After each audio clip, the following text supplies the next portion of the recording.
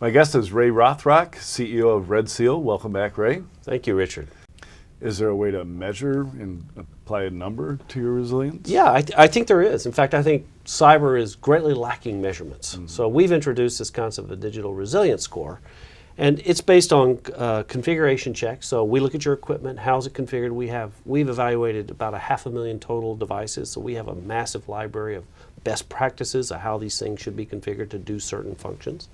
The second is vulnerabilities, and it's not just a vol scan. You can get that from that, but if just as I was saying a while ago, if a host is vulnerable and it has access from the outside world, that's a double whammy, and you're big in trouble.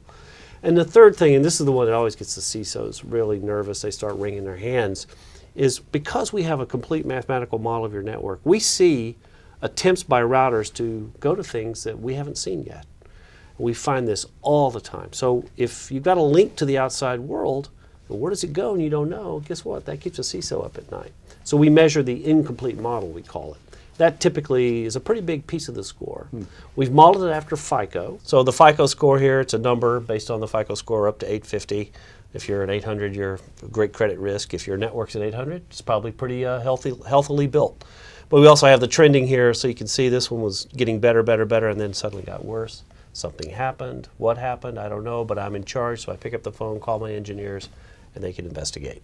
But I think the real power of a measure, whether it's the right measure, and we think there's a whole bunch of things we're going to add to it, but those are the three critical things to evaluate your architecture resilience, is that you can do a comparison. Right. So you stand up in front of the board, you get a $50 million budget, you get to deploy it, you hire more people, buy equipment, whatever it is. So how do they know?